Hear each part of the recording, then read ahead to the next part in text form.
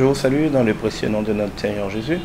Je voudrais aujourd'hui vous inviter à ne pas accepter l'enfer comme la norme de votre ménage, de votre famille, de votre couple. Nous sommes dans un monde effectivement où beaucoup de choses vont mal, où les gens sont habitués à souffrir, où les gens sont habitués à être cocus, à l'infidélité, à l'adultère. Ils sont habitués à devoir vivre dans l'hypocrisie, ils sont habitués à vivre ensemble, pas vraiment, mais à vivre plutôt l'un à côté de l'autre, tandis que chacun se méfie de l'autre, tandis que chacun a ses propres projets, ses propres plans. Il y a beaucoup de choses qui font que la vie à deux est devenue un enfer. En fait, ce n'est pas la faute de Dieu, c'est notre faute parce que Dieu a fixé des règles très très claires pour entrer en couple.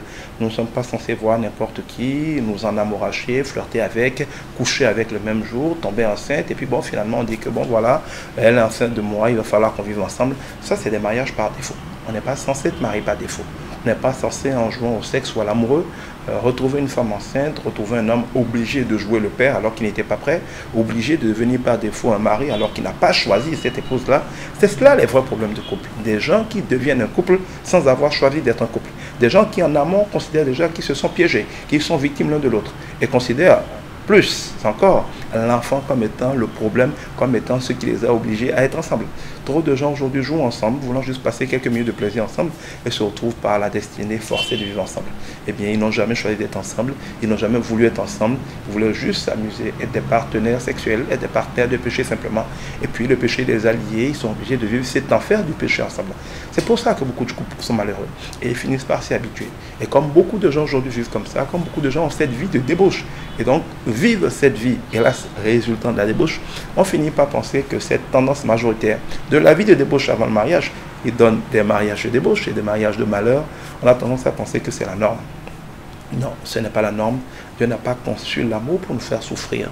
Il n'a pas conçu le couple comme un endroit où on souffre, un endroit où on a toujours des soucis, un endroit où on a toujours des peines et des chagrins de cœur. Ça doit être un havre de paix, un endroit de plaisir, un endroit de délice, un endroit où on vient se ressourcer.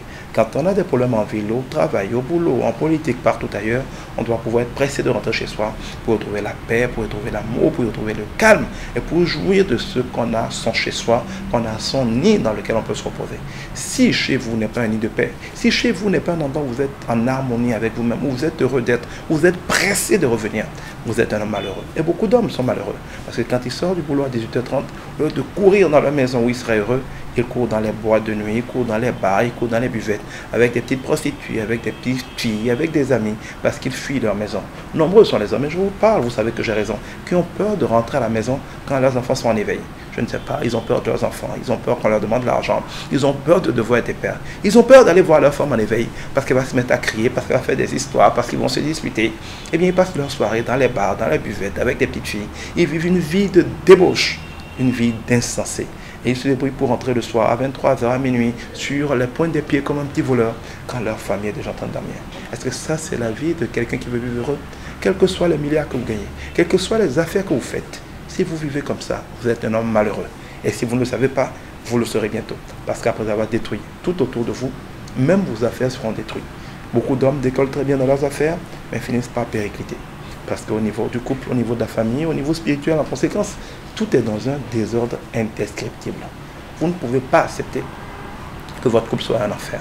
Le couple n'a pas été créé pour être un enfer, il a été créé pour être le lieu de la plus grande paix, du plus grand bonheur pour un homme et pour une femme. Pour y arriver, il faut déjà en amont avoir fait les bons choix. Il faut arrêter de jouer avec le sexe. Il faut arrêter de jouer avec les hommes et avec les femmes. Parce que quand vous jouez, vous finissez par devoir récolter, non plus pour le temps d'un jeu, mais pour toute la vie ce que vous ne voulez pas. Mon père a coutume de dire, il a tout à fait raison, ne vous couchez pas là où vous ne voulez pas vous réveiller. 80% des gens qui sont en couple aujourd'hui se sont retrouvés à se réveiller, à devoir vivre presque pour toujours avec une personne avec laquelle ils n'ont fait que coucher. Ils ont été quelque part, ils se sont amusés, ils ont cru qu'ils pouvaient juste coucher avec la personne, puis sentir rapidement. Et puis ça ne s'est pas passé comme on prévoyait. Il a fallu rester là pour plus longtemps. C'est bien facile de passer 30 minutes avec quelqu'un dans une maison de passe. C'est bien facile de sortir avec quelqu'un en le voyant chaque fois juste pour baiser. Excusez-moi parce que je n'appelle pas ça faire l'amour. Pour faire l'amour, il faut qu'il y ait de l'amour. La plupart des relations aujourd'hui, les gens ont des relations sexuelles, il n'y a aucun amour entre eux. S'il n'y a pas d'amour, on ne peut pas faire l'amour. Ce qu'on fait de sexuel quand il n'y a pas d'amour, on appelle ça baiser exactement comme les animaux. Excusez-moi d'être vulgaire, mais il faut appeler les choses comme elles sont. Ce qui est vulgaire, ce ne sont pas mes propos, c'est le comportement que je décris. C'est lui qui est vulgaire.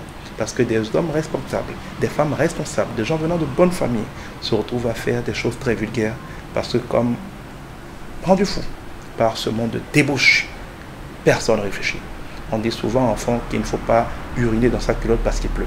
Ce n'est pas parce que tout le monde est débauché que vous devez débaucher. Bref, si vous voulez souffrir comme tout le monde, continuez de faire comme tout le monde. Mais si vous êtes fatigué de souffrir, sachez que la norme n'est pas de souffrir. Si vous souffrez dans votre couple, si vos amis souffrent, c'est parce qu'ils ont choisi de vivre une vie de débauche. Nul ne se moque de Dieu. Dieu est bon, il est miséricordieux. Il ne veut pas la mort du pécheur, mais qu'il se répande et qu'il vive. Dieu fait grâce. Et là où abonde le péché, surabonde la grâce de Dieu. Mais que nul ne s'y trompe. Ce qu'un homme ou une femme auront semé, ils le moissonneront assurément. Dieu va parfois nous sauver en nous relançant, en nous restaurant, mais les conséquences du péché sont là. Et on doit les gérer de manière éternelle. Je voudrais donc vous dire, vous n'êtes pas obligé de souffrir, votre couple n'est pas obligé d'être un enfer.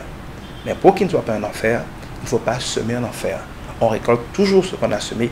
Si vous semez une vie de débauche, si vous semez une vie de libertinage, vous récolterez une vie qui soit un enfer.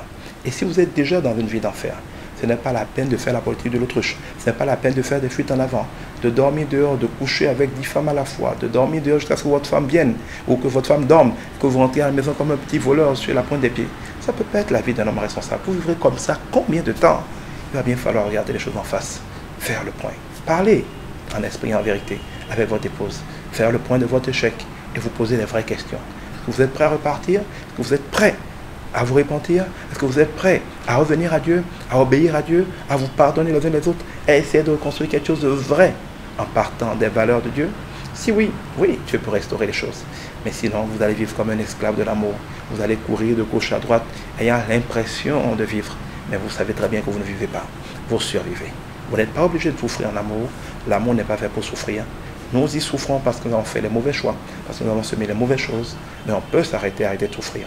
Mais le domaine de définition dans lequel l'amour peut permettre d'être heureux, c'est le domaine de définition de Dieu, de la part de Dieu. Dans le monde, on souffre toujours en amour avec Dieu. L'amour est un lieu de délice parce que Dieu est amour. C'est un peu comme en mathématiques. Dans l'ensemble N, 6 moins 9, c'est impossible. De même, dans le monde, une vie en amour, un couple amoureux qui vit dans la paix, c'est impossible. Mais dans l'ensemble Z, 6 moins 9, c'est facile, c'est moins 3. Avec Dieu, l'amour heureux, c'est possible, c'est facile. Tout dépend du domaine de définition dans lequel vous êtes. Si vous êtes dans le domaine de définition du monde, l'amour heureux, c'est impossible. Et vous le savez déjà. Mais si vous décidez de revenir à la parole de Dieu, de marcher dans la parole de Dieu, d'obéir à Dieu, oui, cela est possible d'être un couple heureux. Quel que soit le niveau d'échéance actuel, Dieu peut vous restaurer. La balle est dans votre camp. Que Dieu vous bénisse.